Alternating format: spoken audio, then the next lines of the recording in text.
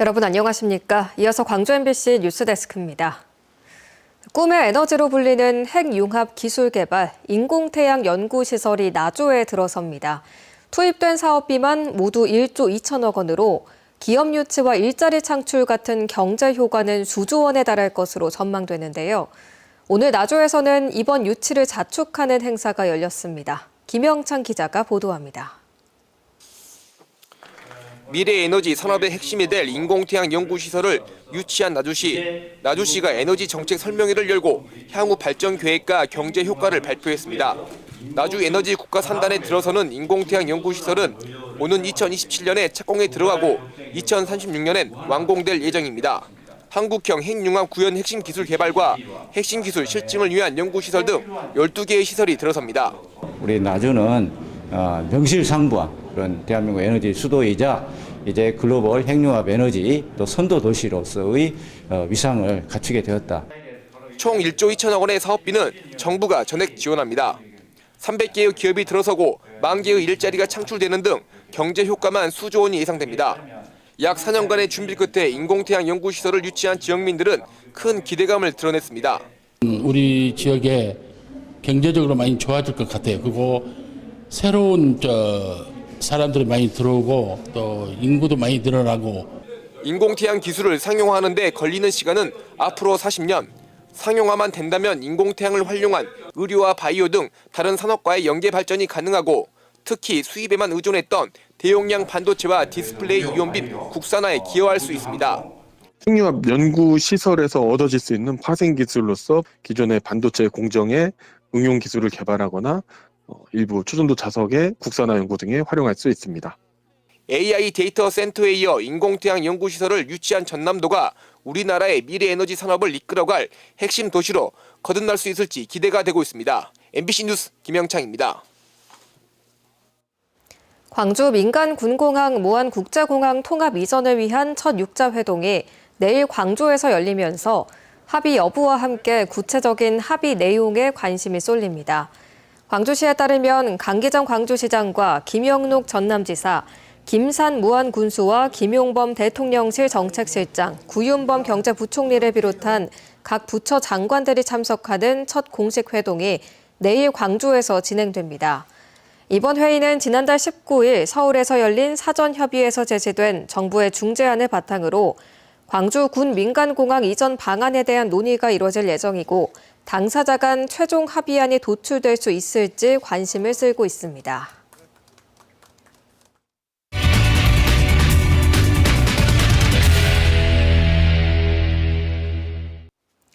노동자 4명이 목숨을 잃은 광주 공공도서관 붕괴 사고 속보입니다. 이번 붕괴 사고에서 무너진 구조물 공사는 지지대가 없이 이뤄졌는데요. 그동안 광주시와 시공사에선 지지대가 필요 없는 특허 공법이었다고 해명해 왔습니다. 그런데 시방서에는 지지대가 필요하다고 적힌 것으로 드러났습니다. 천홍희 기자가 한 걸음 더 집중 취재했습니다. 사고 직후 현장에서 가장 많이 지적된 부분은 48m나 되는 구조물에 왜 하중을 받쳐주는 지지대가 없느냐였습니다. 여기는 지주대가 없습니다. 지지대 없이 공사를 할 수 있는 거예요? 그거에 대한 특허로 인해서 공사는 진행했습니다. 수십 년간 철근 공사를 해온 유족이나 전문가들은 이 점을 지적했습니다. 그러면 저 지금 길이가 얼마나 되죠? 48m입니다. 그러면 그 시스템 동발을 해야 되는 겁니까? 안 해야 됩니까? 저기에는 무지주 중간에? 공법이라 없습니다. 네? 없습니다. 그거 확인 좀 해보셔야 될 것 같은데. 제가 봤을 때 4m 이상 구조 동발을 해야 되는 걸로 알고. 광주시에서도 자료를 내고 지지대 없이 콘크리트를 타설하는 데크 플레이트 방식을 사용한 것이라고 주장해왔습니다. 당시 시공 방법을 적은 시방서입니다. 콘크리트를 타설할 때 기둥과 기둥 사이 구간을 말하는 장경간에 일부 지지대가 필요하다고 적혀 있습니다. 가로 방향 철근에 특수보가 적용됐더라도 구조물이 168m에 달하고 경사도 있는 만큼 지지대를 세워 보강해야 한다는 것으로 해석됩니다. 이 특허공법 자체가 경쟁성이라든지 또는 작업성이라든지 시공성이나 이건 이제 확보가 됐겠지만 과연 안전한 것이냐 이건 좀 고민을 해봐야 되고. 지지대가 필요 없는 공법이라고만 설명해온 광주시는 시방서 내용이 공개된 이후에도 이 같은 사실을 왜 밝히지 않았는지 답변을 하지 않고 있습니다. 오늘 붕괴 사고 현장 합동 감식을 진행한 합동수사본부는 설계와 시공, 공법 선정 과정 전반에 대한 조사에 착수했습니다. MBC 뉴스 천홍희입니다. 4명이 숨진 광주 공공도서관 붕괴 사고와 관련해 경찰이 공사 관계자들을 피의자로 입건했습니다. 광주경찰청 전담수사본부는 시공사 관계자 등 4명을 업무상 과실치사 혐의로 불구속 입건했고 다른 관계자 12명에 대해서는 출국 금지 조치를 했습니다.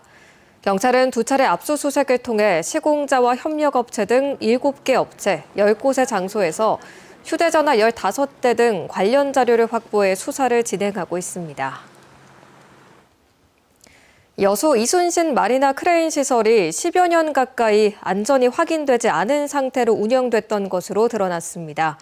여수시는 안전점검을 받기 위해 뒤늦게 운영을 중단했는데요. 납득하기 어려운 허술한 행정에 논란이 확산하고 있습니다. 최왕지 기자입니다. 여수 이순신 마리나에 설치된 해상 크레인입니다. 요트를 수리하거나 이동하기 위해 선박을 육지로 들어 올리는 장비입니다. 마리나 항만에 없어서는 안 될 핵심 설비지만 최근 운영이 중단됐습니다. 최초 구입 당시 받아야 할 안전검사를 하지 않았기 때문입니다. 중대재해 관련해서 점검을 받으면서 그때 외부 전문가하고 이야기하던 중에 좀 이런 사항을 좀 인지하게 됐고요. 그러고 나서 좀 요청을 했었고. 지난 2016년 여수시는 수십억 원을 들여 해당 크레인을 설치했습니다. 10년 가까이 사용한 시설이 안전 점검도 없이 운영돼 온 겁니다. 뒤늦게 여수시가 안전 점검을 추진 중이지만 항만 위탁 업체는 당혹스럽기만 합니다. 크레인을 못 쓰게 되면서 이용객들의 항의도 잇따르고 있습니다. 선주분들이 이제 배를 자유롭게 이용하고자 하시는데 이제 그렇지 못하게 됐으니 지금 계약 해지 요청도 좀 있고. 위탁 업체는 별도의 크레인까지 빌려 이용객들의 불편에 대응하고 있지만 안전 점검에 최대 6개월의 시간이 필요한 만큼 불편은 앞으로도 이어질 것으로 보입니다. 뒤늦은 점검에 대한 용역비와 안전검사 미실시에 따른 과태료 등 허술한 행정에 대한 피해는 고스란히 시민들의 몫으로 돌아오게 됐습니다. 고도의 전문성을 요구하고 있는 이 마리나에 대해서 이해를 잘 못하고 있잖아요. 그래서 이런 부분에 있어서 분명하게 전문 임기제에 도입을 좀 해야 될 것 같고. 이에 대해 여수시는 행정조치 미흡에 대해선 인정했지만 거의 10년 된 일인 만큼 책임자를 규명하는 건 쉽지 않다고 했습니다. 이용자들의 불편을 해소하기 위해선 향후 정확한 수요 예측을 통해 임차 장비를 투입하겠다고 밝혔습니다. 최근 해양수산부의 복합 해양레저 관광도시 조성 사업에 선정된 여수시. 해양 중심 도시로서 발돋움이 필요한 시기, 행정 전문성도 함께 강화해야 한다는 지적입니다. MBC 뉴스 최양지입니다. 목포의 이동통신사 대리점에서 일하던 직원을 오랜 기간 폭행해온 대표가 구속됐습니다. 직원이 스스로 목숨을 끊은 지 50여일 만입니다. 특히 이 대표는 직원이 숨지기 직전까지 차마 입에 담기 어려운 폭언을 쏟아낸 것으로 드러났습니다. 윤소영 기자입니다. 고 박선범 씨가 10년 넘게 함께 일한 이동통신사 대리점 대표에게 폭행을 당하는 모습입니다. 8분 분량의 영상에는 무려 60차례 넘게 폭행을 당하는 장면이 담겼습니다. 박 씨가 스스로 목숨을 끊은 지 50여일이 지나서야 대표에 대한 구속 심사가 열렸습니다. 유족의 절규에도 대표는 사과 한마디 하지 않았습니다. 본인 잘못이 없다고 보시는 거예요? 박선범 씨에게 신체 대표가 박 씨가 가족과 연락이 두절되기 이틀 전부터 갖은 폭언을 쏟아낸 사실도 확인됐습니다. 7차례의 통화 내역에서만 확인된 욕설은 40여 차례. 대표는 박 씨에게 죽이겠다는 식의 협박성 발언도 여러 차례 쏟아냈고 박 씨의 일거수일투족을 감시하기 위해 음성을 확인할 수 있는 CCTV를 설치하겠다고도 압박했습니다. 특히 대표가 박 씨에게 생전 신체 포기각서까지 쓰게 했다는 정황도 드러났습니다. 유족들은 참담함과 분노를 감추지 못했습니다. 더 이상 악마라는 단어도 그것들한테는 그건 인간이 아닌 그런 탈만 썼지. 딱 죽어버렸으면 쓰겠어요. 이승에서 내 새끼 못 지켜놔서 저승이라도 가서 나 지켜야 되기 때문에. 노동단체도 기자회견을 열고 사건의 중대성을 강조하며 엄정한 수사와 처벌을 촉구했습니다. 사망한 지가 벌써 한 달 반 정도가 넘었는데 그 사이에 지금 가해자가 증거인멸한 정황들이 다 포착되고 있거든요. 법의 원칙에 따라서 엄정하게 수사해서 처벌해 주시기를. 대표 측은 재판부에 박 씨를 폭행해 다치게 한 혐의는 인정하면서도 폭행이 지속적이었다고 보기는 어렵다는 입장을 밝힌 것으로 전해졌습니다. MBC 뉴스 윤소영입니다.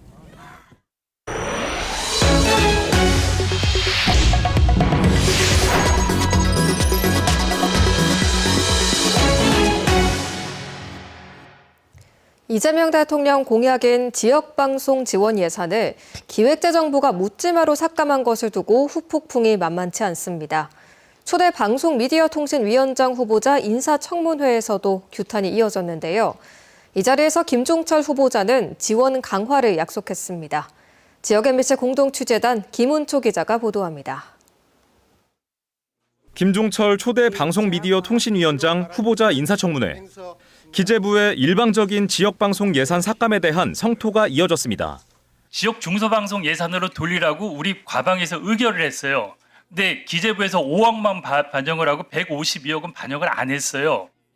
방송통신발전기금이 당초 조성 목적에 맞지 않게 쓰이는 점도 바로잡아야 한다고 지적했습니다. 아리랑 국제방송에는 매년 250억을 준 거예요. 국악방송에는 37억을 주고 지역방송에는 1.5억을 주고 이런 예산 편성이 어디 있습니까?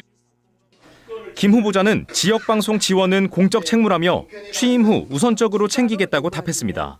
지역 중소방송들을 어떤 지원하는 부분은 방송법상 등에 있어서 방송의 공적 책무를 강화하기 위한 주요 과제로 되어 있다는 제가 알고 있고 이 부분도 우선 과제로 삼아서 살펴보고 국회 밖에서는 예산 삭감 철회를 요구하는 장외 투쟁이 벌어졌습니다.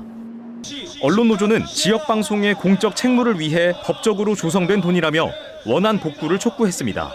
지역방송은 각 지역의 공공장 형성과 지역 권력 감시의 보루로서 풀뿌리 민주주의의 핵심 인프라입니다. 이번과 같은 묻지마 삭감 사태를 막기 위해서라도 앞으로 방미통일을 구성할 때 위원 7명 가운데 최소 1명은 반드시 지역방송의 목소리를 낼 수 있는 인사로 배정해야 한다는 요구가 거세지고 있습니다. MBC 뉴스 김우초입니다. 앞선 뉴스에서 전해드렸듯이 이재명 대통령이 오늘 국무회의에서 전남 신안군의 햇빛 바람 연금 사례를 언급했습니다. 주민 참여형 재생에너지 모델을 전국으로 확산하라는 주문도 있었습니다. 문현철 기자입니다. 염전이를 가득 메운 태양광 패널. 전남 신안군 비금도에 조성된 대규모 태양광 발전 시설입니다. 신안군은 주민들이 협동조합에 참여해 발전 수익을 나누는 이른바 햇빛 연금 모델로 여기에 해상 풍력 발전까지 더해지면서 태양광과 풍력 수익이 주민 소도로 이어지고 있습니다. 현재 신안군에서는 18,500여 명의 주민이 햇빛과 바람연금으로 연간 125원가량을 받았습니다. 실질적으로 받다 보니 실감도 많이 나고 마을에서도 활력이 많이 돌고 또 지역 경제에도 많이 활성화돼서 지역 경제에도 많이 도움이 되고 있습니다. 이재명 대통령은 오늘 국무회의에서 신안군 사례를 직접 거론했습니다. 전국의 군은 전부 인구 소멸 위험 지역인데 여기는 지금 이 햇볕 연금 때문에 인구가 지금 몇 년째 계속 늘어나고 있다는 거잖아요. 맞습니다. 하지만 아직은 재생에너지 주민참여형 이익공유제는 신안에만 머물러 있는 상태. 이 대통령은 빠른 행정을 주문했습니다. 그래서 이거를 역량 있는 공직자들이 많겠지만 그 신안군에 무슨 이거 담당 국장이 엄청 똑똑한 것 같아요. 어디서 그 아예 데려다가 한번 쓰든지 그것도 검토해 보십시오. 주민 참여와 소득 환원이 맞물린 신안군의 재생에너지 모델. 대통령의 확산 주문을 계기로 전국으로 퍼질 수 있을지 주목됩니다. MBC 뉴스 문현철입니다. 전남 통합국립의대 설립과 관련이 높을 것으로 보이는 지역의사 법안이 오늘 국무회의를 통과했습니다. 정부는 이재명 대통령 주재로 열린 오늘 정부 세종청사 국무회의에서 지역의사의 양성 및 지원 등에 관한 법률 공포안을 의결해 2달 뒤 시행합니다.